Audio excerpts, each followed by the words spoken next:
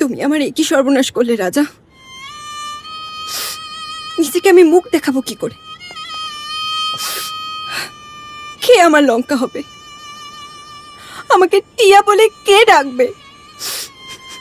শেষ হয়ে গেলাম আমি মন্টু। কেঁদো না, কেঁদো না প্লিজ। মানে সবই ভাইয়ের জন্য। না থাক, একজনকে কষ্ট দিয়ে আমি নিজের সোনার সংসার গড়তে চাই না। আমি তোমাকেই বিয়ে করব। না না, এইটারও দরকার নেই। মানে মানে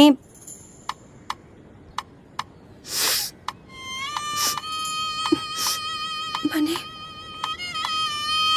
তোমার জন্য আমি এই কষ্টটাও সহ্য করে নেব বাবু।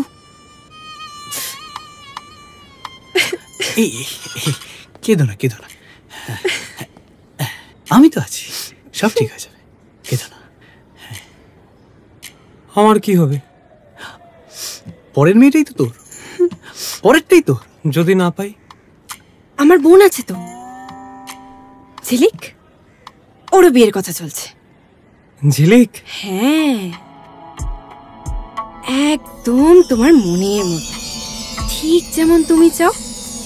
মিষ্টি ঘরোয়া বাঙালি, রান্না করবে, সেবা করবে, আচ্ছা, স্বামীকে ভগবানের চোখে দেখবে, তারপর সংসারটাকে ভালোবাসা দিয়ে সারা দিন ভরিয়ে রাখবে। একদম তোমার স্বপ্নের রাজকুমারী।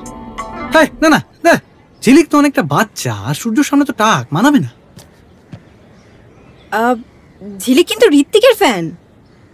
রোশন চক্রবর্তী। ও ও, তাহলে তো ভালোই হয়ে গেল। বাহ, তাহলে সব বল ওকে। আচ্ছা, তোদের দুজনের মধ্যে কে কর্নেলকে রাজি করাবে সেটা ঠিক করে ফেল, বাকি সব ঠিকই আছে। যাক, তাহলে মিটে গেল। চলো তাহলে। আরে আয়, কি ভাবছিস? আয় আয়। না না, একটা কথা বল। কি হলো? বলছি, তুই তো হিয়াকে ভালোবাসিস, সেটা বুঝলাম। হ্যাঁ। হিয়া যদি তোকে ভালো না বাসে, তাহলে ও যদি অন্য কাউকে বিয়ে করে নেয়, তাহলে তো না এদিক থাকলো না ওদিক। আমি বলছি যে এটা আমি ম্যানেজ করে নেবো, এইসব তোকে ভাবতে হবে না। হ্যাঁ, তুই চল চল চল। সব কেমন নিজে থেকেই ম্যানেজ হয়ে যাচ্ছে। এবার যদি ঝিলিকটাও ম্যানেজ হয়ে যায়, ইস কি লজ্জা।